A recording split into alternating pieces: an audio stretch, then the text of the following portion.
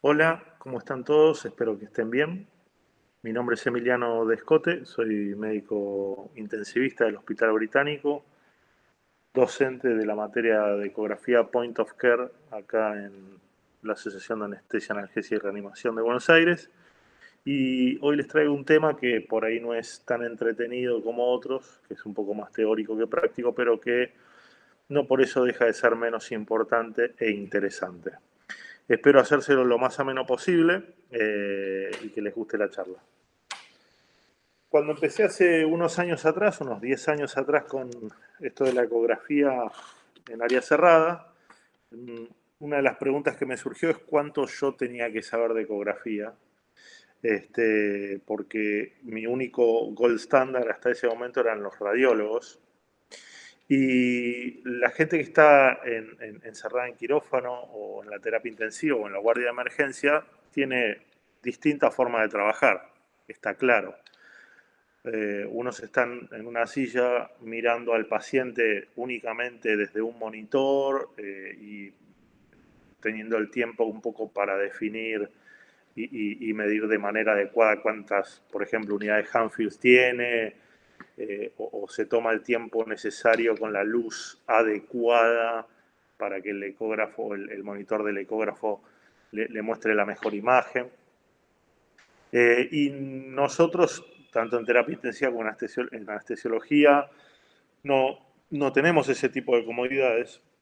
Así que me parece que las necesidades que tenemos son distintas y las preguntas que nos vamos a hacer son 100% en un contexto clínico. Pensamos también de manera distinta. El radiólogo piensa muy patológicamente en lo que tiene que describir y la gente que trabaja en unidad cerrada siempre está pensando en un contexto clínico, sabemos interrogar al paciente, revisarlo, auscultarlo, palparlo, etcétera. Y nuestra cabeza está acostumbrada a pensar en escenarios clínicos o diagnósticos presuntivos. Lo que nos lleva a hacernos distintas preguntas. Le pido determinado estudio para ver si obtengo el diagnóstico u otro, etcétera. Bueno, la ecografía entra dentro de esa fase donde a una determinada pregunta, como puede ser el paciente está desaturando, yo creo que tiene una neumonía, en la ecografía me va a ayudar a el diagnóstico. O el paciente está orinando poco, yo creo que está en bajo gasto, la ecografía me va a ayudar a confirmar ese diagnóstico. Así que lo primero que les digo es que esto de ecografía point of care es no, no somos especialistas por imágenes, no vamos a estar haciendo ecomancia, sino que a nuestro contexto clínico y a nuestro modus operandi habitual le vamos a agregar el escaneo del paciente. Así que como no tenemos las mismas necesidades, necesitamos llevar el método a la complejidad de un radiólogo. Lo vamos a mantener lo más simple posible y sencillo para que esto tenga el alcance de todos nosotros. Así que no necesitamos los mismos conocimientos. Fíjense que un radiólogo en sí tiene que saber de ecografía musculoesquelética, abdominal, obstétrica, mucho de Doppler, de vascular. Eh, Así que leen un montón de cosas de un montón de órganos, desde músculo esquelético hasta obstétrico, y por ahí nosotros con algún libro que se dedique solamente a ecografiar al paciente crítico o algún libro de POCUS nos alcanza porque de alguna manera es un resumen de lo que hace el cardiólogo y el radiólogo puesto de manera sencilla, puesto para trabajar en el día a día. Empiezo con el primer concepto de ultrasonido, de básicamente cómo funciona la máquina y cómo se transmite el sonido, ¿no? El sonido se transmite siempre por un medio. El sonido es la percepción de algo vibrando a través de un medio. Y ese medio tiene que tener cierta elasticidad para que las ondas se puedan mover. Así que básicamente la vibración impacta sobre nuestro tímpano, mueve los huesecillos y eso se traduce en una señal. Ahora, no es lo mismo que esté hablando yo, que tengo una voz por ahí intermedia, a que esté hablando alguien que tiene una voz más aguda, a que esté hablando una persona que tiene una voz más grave. Eso es lo que vamos a charlar un poquito más adelante, que es la frecuencia de emisión de onda. Y quiero darles el concepto que la onda tiene un ciclo justamente cuando se comprime y se rarefacta, o sea, la subida y bajada, una compresión y una rarefacción completan un solo ciclo. La amplitud de la compresión y la altura de la compresión y la rarefacción determinan la amplitud de la onda. Y por lo general, desde un punto fijo, la transmisión a determinada frecuencia siempre hace que las ondas sean equidistantes entre sí. Ahora, cuando hablamos de ultrasonido, hablamos de que existe un efecto que se llama piezoeléctrico, donde a través de la energía eléctrica, un cristal de cuarzo es estimulado en el transductor, que está en la punta del transductor, y el cristal se deforma. O sea, le damos electricidad al cristal, el cristal se deforma y al deformarse emite sonido. Se transforma esa energía eléctrica en energía mecánica. Y ese sonido va a viajar por el medio, por el aire o por el gel, y va a impactar en la piel y en los tejidos blandos, como lo ven en esta imagen. Potencialmente, determinadas frecuencias e intensidades y amplitudes puede generar ondas de choque como la que tenemos en esta imagen. Por supuesto no el ultrasonido, pero la imagen es bien gráfica y fíjense cómo las ondas viajan a través del medio. Y el comportamiento de la onda, básicamente tenemos tres grandes propiedades de la onda, de cualquier onda del sonido, que es la reflexión, la refracción y la difracción. La reflexión es cuando hay un emisor de sonido y todo ese sonido que emitió es rebotado al 100% hacia el mismo emisor.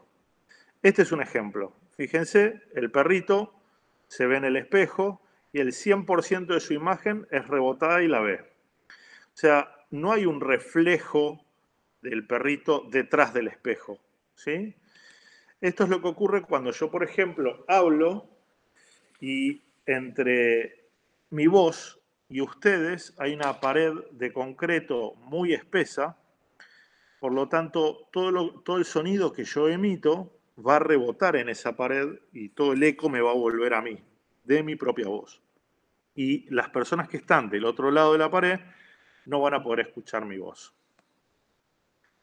La refracción es cuando la onda es capaz de atravesar el medio, a diferencia de la reflexión que no pudo atravesar el medio, en la refracción sí lo atraviesa, pero no lo puede atravesar, digamos, sin perder el ángulo que tiene y modificar en parte su trayectoria, ¿sí? Así que, como pueden ver, la luz se refracta en el prisma y obviamente cambia el ángulo y deforma su onda también, su frecuencia de onda.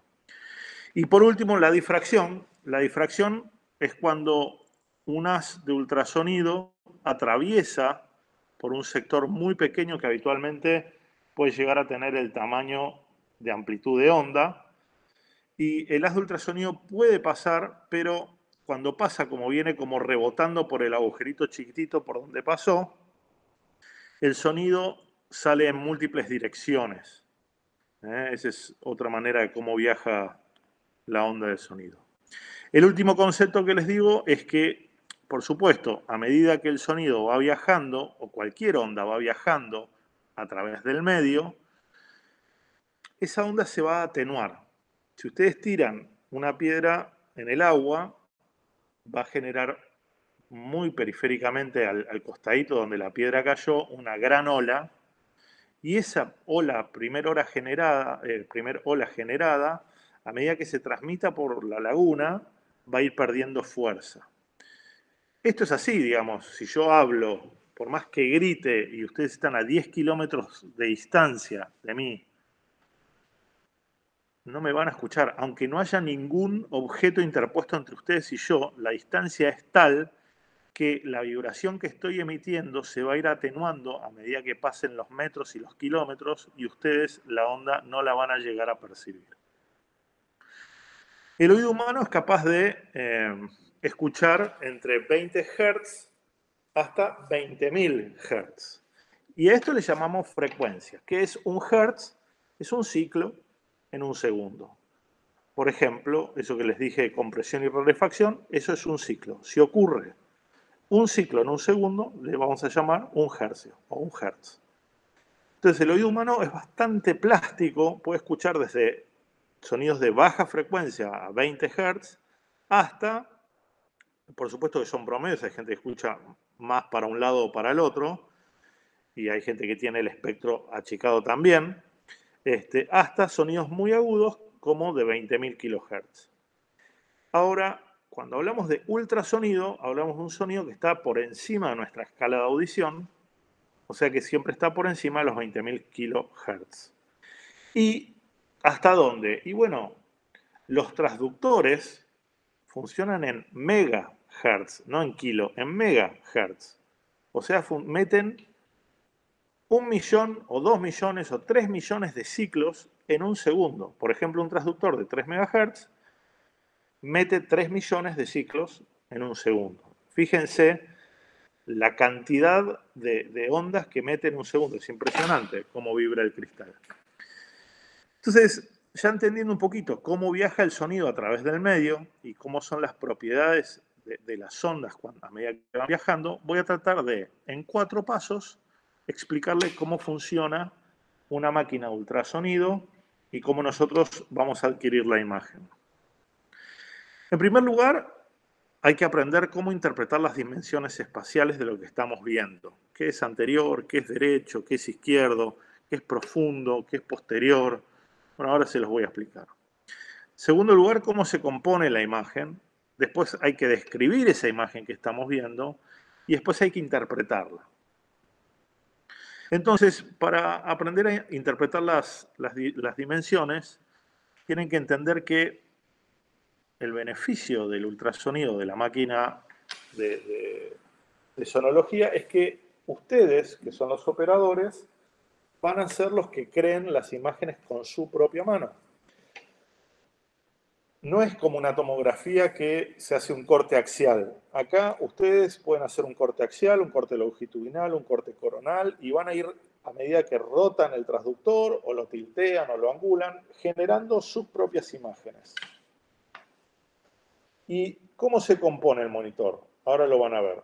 ¿Con qué convención lo uso? Ahora lo vamos a charlar.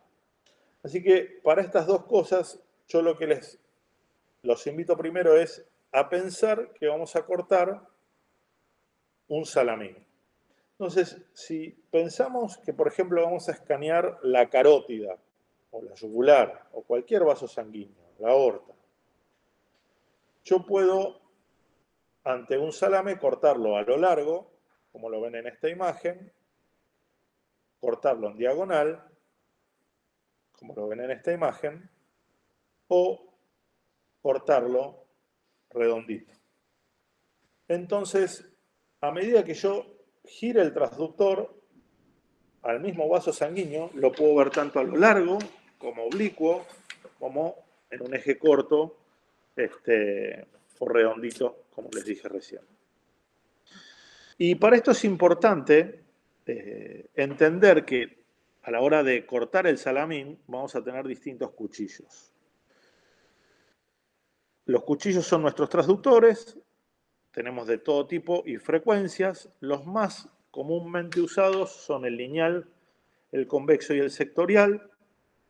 Para hacer ecografía point of care, el transductor más completo es el sectorial, que es el cardíaco, o face array en inglés, y el lineal es el otro que vamos a usar para la gran mayoría de procedimientos de punciones. El convexo es un transductor que, si bien es útil para escanear pulmón, por ejemplo, no es útil para escanear corazón, es útil para escanear abdomen, pero para lo que un ecografista de POCUS necesita, con el sectorial también se puede escanear sin problemas el abdomen. Y con el sectorial, por ejemplo, se puede hacer Doppler transcraniano o duplex transcraniano, y con el convexo no lo podemos hacer. Intracavitarios, que pueden ser, digamos, para hacer estudios ginecológicos o coloproctológicos, o las sondas transesofágicas, quedan más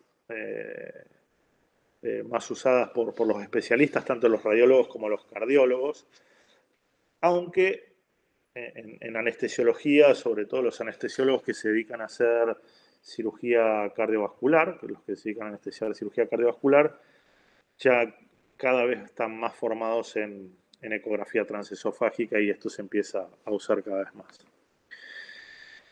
Hay que entender cómo se mueve el cuchillo.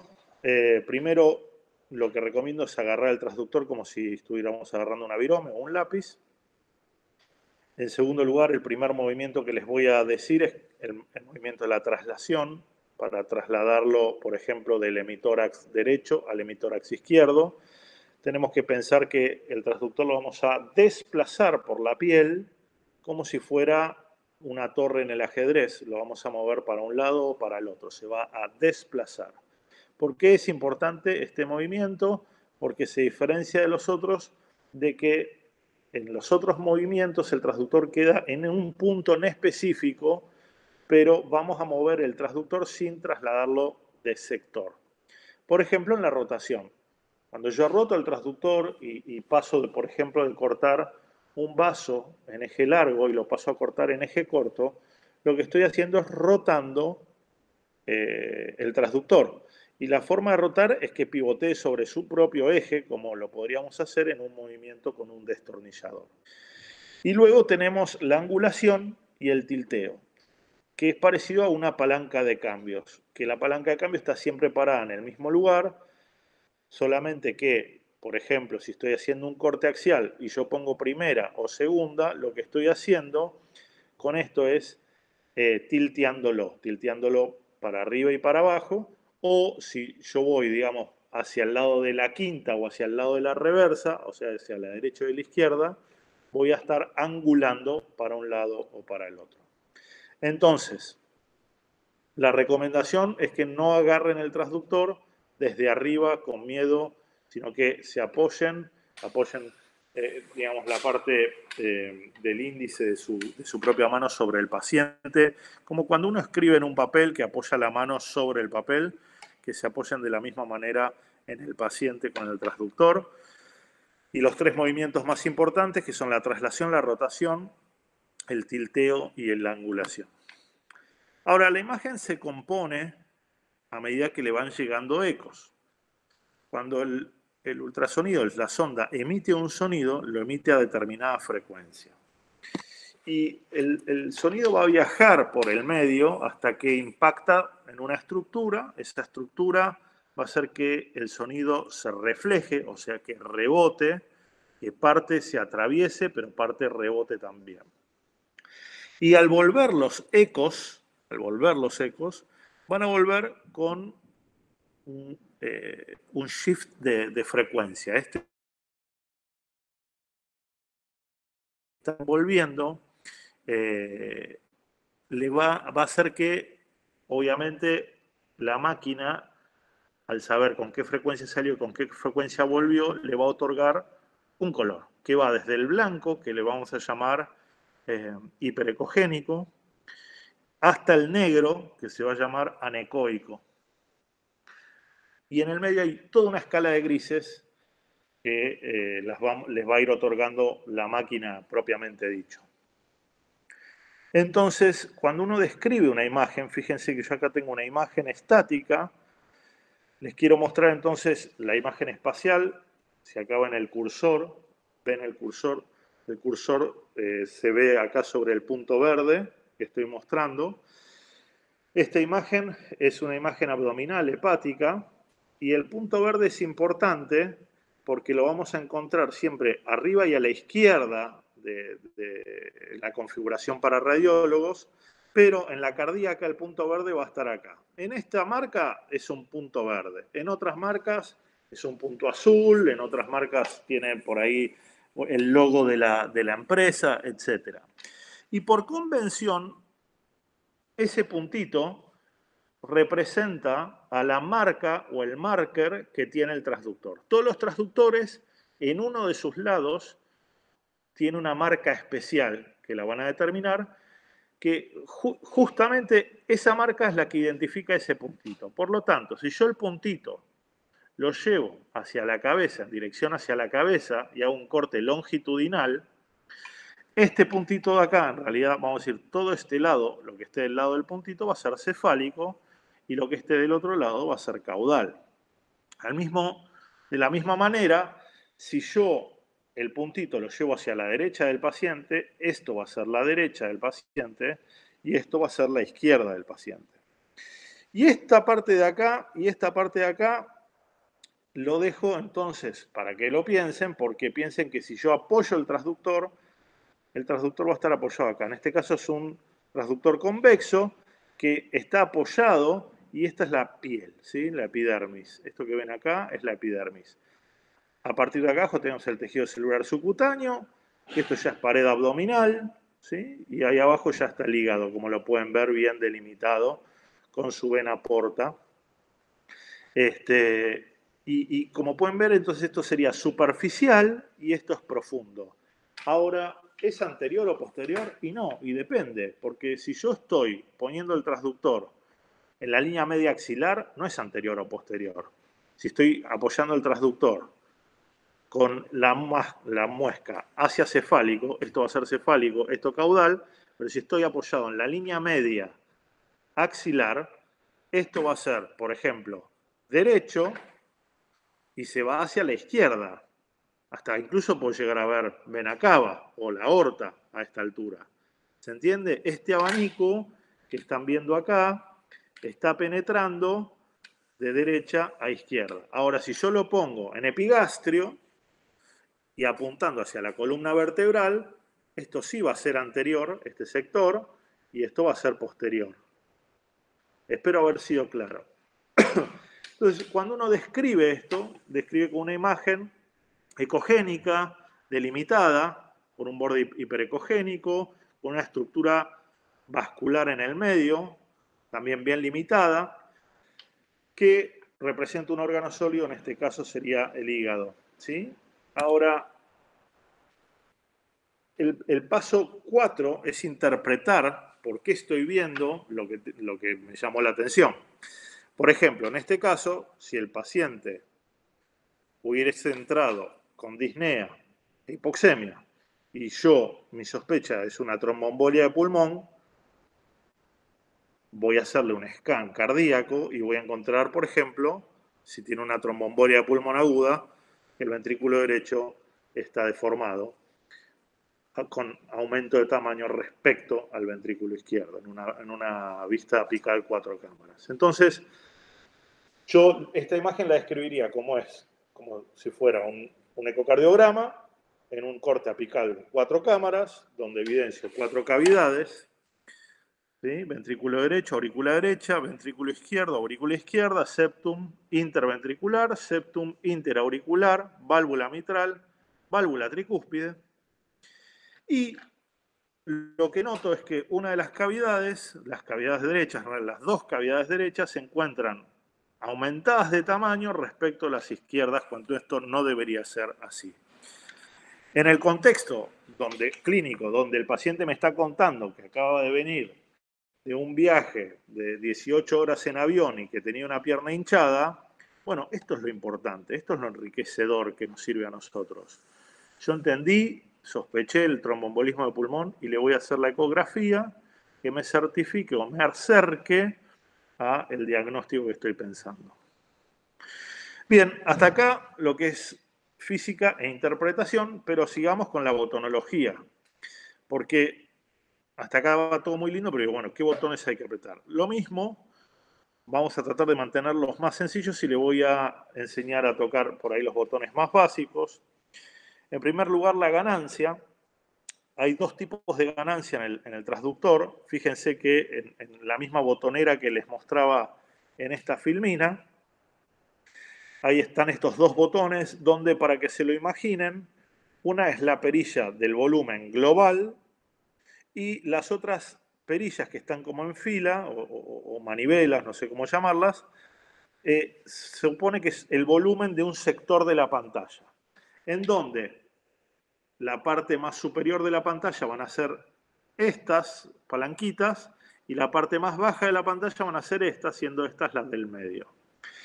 Esto lo que hace la ganancia es, hablando de una manera burda, darle más o menos brillo a la pantalla de lo que estamos viendo.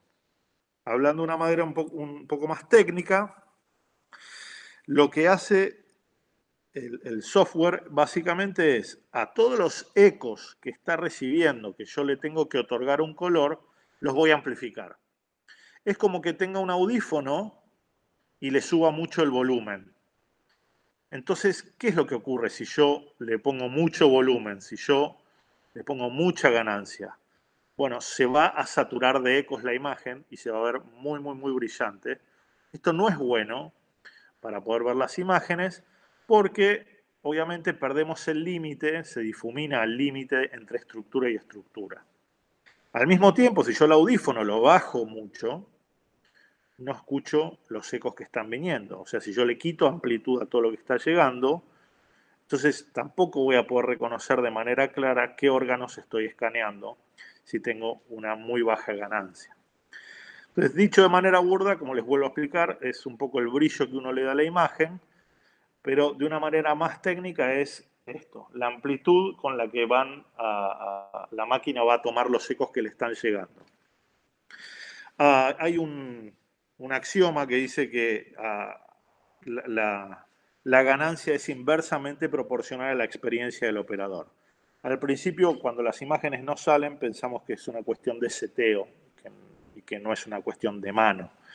Así que siempre solemos tocar la ganancia. No es bueno ni la excesiva ni la baja ganancia. Y la profundidad, ¿y qué es la profundidad? Y supongamos que yo quiero ver la aorta en un paciente que tenga un diámetro abdominal grande. Y por ahí la voy a encontrar la aorta a 20 centímetros de profundidad, apoyando el transductor, pero de la piel. Por ejemplo, yo apoyo el transductor en epigastrio. De la piel hasta la aorta tal vez tengo 15 centímetros o 20 centímetros. Y si yo el transductor lo tengo seteado con una profundidad muy bajita, no me va a estar mostrando a la aorta, ¿sí? Me va a estar mostrando la primera parte. Así que la profundidad es algo muy, muy, muy importante para setear. Siempre teniendo en cuenta que el objetivo que yo quiero ver tiene que estar en el centro de la pantalla. O sea, ni muy arriba ni muy abajo. El ejemplo que siempre doy con esto es que en cualquier película los protagonistas están en el centro de la imagen, no están al costado de la pantalla. Bueno, con la profundidad seteamos eso.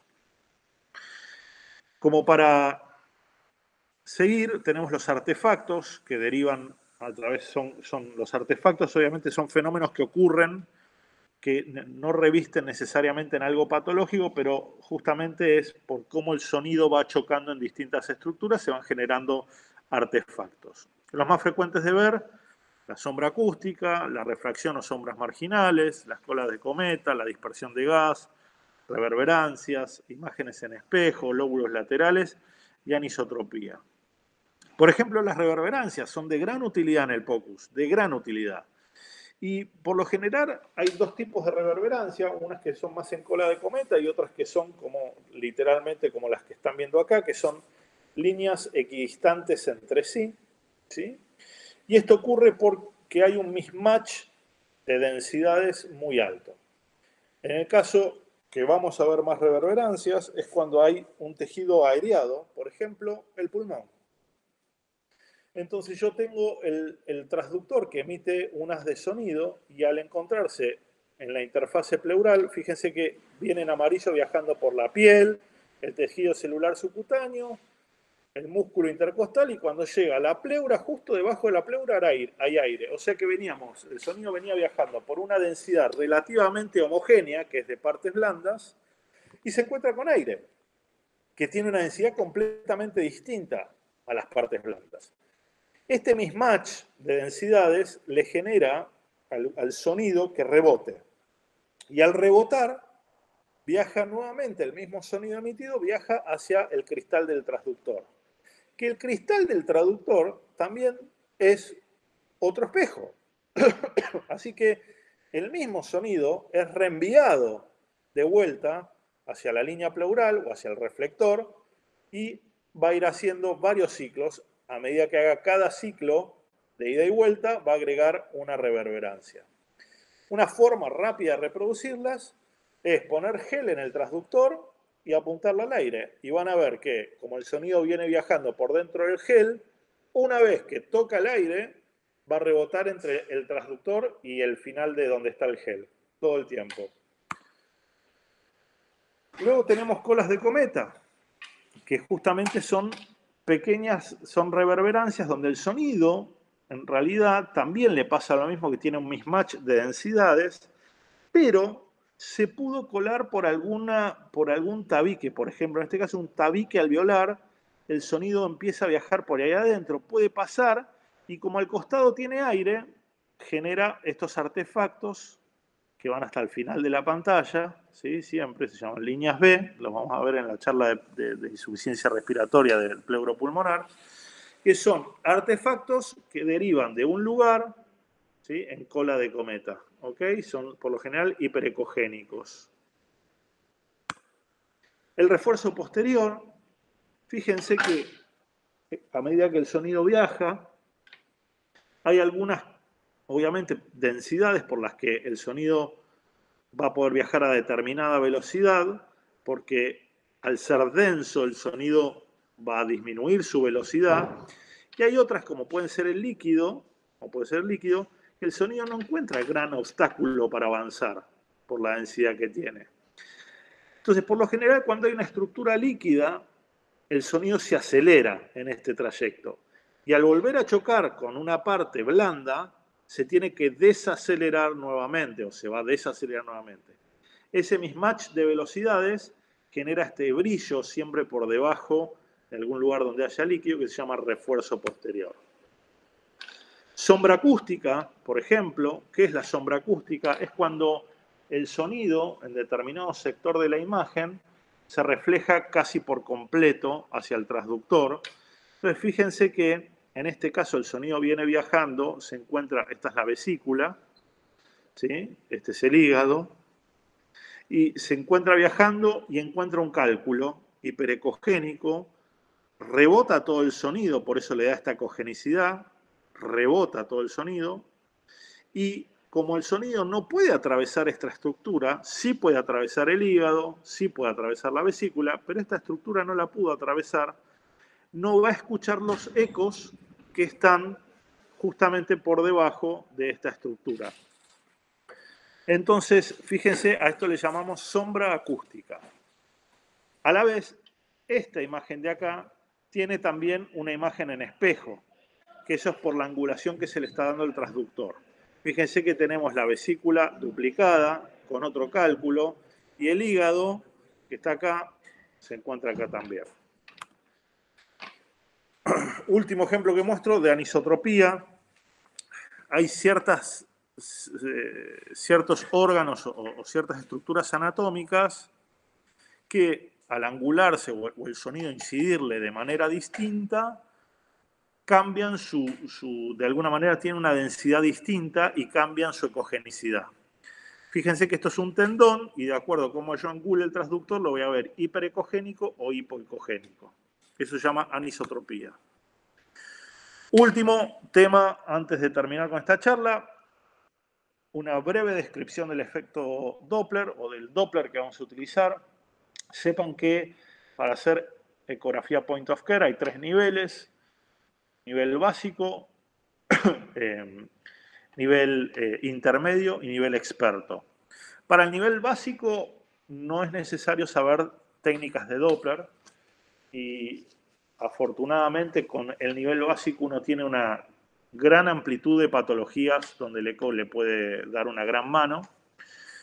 Pero para aquellos que den un pasito más adelante y quieran saber un poco más de ecografía y calcular presiones y ver las velocidades del flujo. Algo de Doppler hay que saber. Christian Doppler, en 1842, estaba investigando los astros y la luz que emitían y propuso esta teoría, ¿no? De acuerdo a la frecuencia con la que veía la luz, en realidad al color con el que veía las estrellas, él pensaba que obviamente podía calcular si el objeto se estaba acercando o alejando de la Tierra. Pero fue Buys-Ballot, 3 años después, quien esta teoría la pone a prueba con un trompetista en el tren, pidiéndole obviamente a la gente que estaba varada en la estación que le dijera si la trompeta la sentían más aguda a medida que se acercaba o más grave, y lo mismo a medida que se alejaba. Así que básicamente lo que pudieron observar es que si el emisor del sonido o la fuente emisora del sonido se acerca al receptor del sonido, las ondas del sonido emitidas se van a acercar cada vez más rápido. Por lo tanto, la frecuencia con la que la percibimos va a ser más alta. Y una frecuencia más alta es un sonido más agudo. Al mismo tiempo, si la fuente emisora del sonido se aleja del receptor, las ondas que está emitiendo, por más que sean en el mismo tono, nos van a llegar a menor frecuencia. Ahora, en la filmina siguiente me van a entender a qué me refiero. El ejemplo más claro de esto es una ambulancia o una patrulla o cualquier sonido que se nos acerque. Fíjense que cuando se acercan tiene un sonido un poco más agudo que cuando se nos aleja. ¿Qué nos va a permitir este efecto? Llevado a la ecografía, valorar los objetos que están en movimiento, que son los glóbulos rojos, y ver en qué dirección van. Entonces, fíjense, yo acá tengo un objeto que está quieto, que es el emisor del sonido. Si nosotros estuviéramos parados en cualquiera de estas esquinas, ¿sí?, percibiríamos con la misma frecuencia todas las ondas. ¿Ven? Si yo me paro en esta esquina de acá, las ondas me llegarían equidistantes todo el tiempo. Ahora, si yo me paro acá, fíjense que el emisor del sonido emite exactamente con la misma frecuencia, pero va en dirección, al ir en una dirección, hace que la frecuencia onda me aumente si yo estoy parado acá o me disminuya si yo estoy parado acá. Eso hace que percibamos el sonido de manera, obviamente, más aguda cuando se acerca y más grave cuando se aleja. Y este shift de frecuencias es lo que nos permite saber la velocidad. Ahora, hay que tener ciertas consideraciones del Doppler. Acá la alineación lo es todo. Lo es todo. Uno tiene que estar en el ángulo correcto. Si este robot tirara la pelota en otro ángulo, no le podría pegar al objeto en movimiento, ¿sí? Y acá el ángulo también es importante, porque en la fórmula para el cálculo de velocidades, a ver si lo tengo acá, fíjense, el ángulo es súper importante porque no solo toma en cuenta el shift de frecuencia, sino que hay que dividirlo por el coseno del ángulo. Entonces, si yo me alineo perfectamente, como le pasaba al robot con el técnico que le lanza la pelota, está completamente alineado y la pelota viajó en esa dirección, o sea, si mi haz de ultrasonido se alinea perfectamente con el vaso y puede seguir el flujo perfectamente 0 grados, fíjense qué pasa. Si el ángulo fuese perfecto, el coseno de 0 es 1. Por lo tanto, el shift de frecuencia se va a dividir por 1, siendo la velocidad real a la que está viajando ese glóbulo rojo. Entonces podemos decir que cuando el ángulo es 0, como el coseno es 1, es el 100% de la velocidad. Ahora, si el ángulo de isonación fuese de 10, el coseno de 10 es 0,98. Por lo tanto, la diferencia de frecuencias la voy a dividir por 0,98, que es casi 1, pero no es 1. Dicho de otra manera, es el 98% de la velocidad real de lo que estoy midiendo. Si el ángulo fuese de 30 grados, el coseno es de 0,86, o sea, es el 86% de la velocidad real. Con esto, ¿qué les quiero decir? Que más de 30 grados va a hacer que subestimemos de manera severa la velocidad que estamos midiendo. Entonces, cuando dicen que algunas medidas de Doppler, digamos, dan por encima de las velocidades que realmente tiene el paciente, eso es falaz. Están midiendo otro vaso, están midiendo otra válvula, salieron de lo que querían isonar. ¿Por qué? Porque matemáticamente es imposible que uno pueda sobreestimar la velocidad medida por Doppler. Último, ajustes del ecógrafo para el Doppler. La velocidad de barrido, ¿sí? Es con la que la onda espectral va barriendo en la pantalla. El filtro, que va a magnificar o decrementar algunos sonidos que por ahí obviamente nos ensucian la imagen. Y el tamaño de la muestra, ¿sí? Acá tenemos todas las cosas. Entonces, la velocidad de barrido es qué tan rápido, es como un electrocardiograma. Lo puse en 0,25 por segundo o en 0,50 por segundo. Bueno, esto se puede setear, el barrido de onda. Lo otro que podemos setear es el filtro. A veces todo esto que ven acá más oscurito, con otro filtro se vería muy clarito, por ejemplo. Y la muestra, que es esto que ven acá, que es la muestra del Doppler pulsado, fíjense que muchos cuando hacen vascular les permite poner el ángulo para que justamente como acá no están alineados al flujo, fíjense que el flujo está casi perpendicular a como el sonido está incidiendo, uno le dice a la máquina, mirá que estoy sonando con este ángulo, para que la máquina retrospectivamente calcule las velocidades y las ajuste de manera adecuada para dar una velocidad fidedigna. ¿Qué tipos de medidas vamos a tomar? Y bueno, depende, son siempre velocidades, pero algunas pueden ser cuantitativas y otras cualitativas. Vamos a utilizar el Doppler pulsado de onda espectral, el Doppler pulsado de onda espectral tisular, el Doppler continuo de onda espectral y el modo color, el modo Doppler color. El Doppler color en sí es un Doppler pulsado. ¿Por qué? Y porque también está pidiendo una zona de muestreo donde va a interrogar a los flujos y me va a decir en qué dirección va, si es rojo o es azul. Si es azul se aleja, si es rojo viene hacia el transductor, pero es cualitativo, no es cuantitativo. Si bien yo tengo la escala ahí, yo no puedo definir exactamente a qué velocidad está viajando la sangre. Para hacer métodos cuantitativos vamos a utilizar el Doppler pulsado de onda espectral o tisular o el Doppler continuo, que es cuando aparece todo el espectro en la parte inferior de la pantalla. Bueno, hasta acá la charla. Espero que no haya sido tan aburrida, que les haya resultado interesante el tema y nos vemos en la siguiente clase.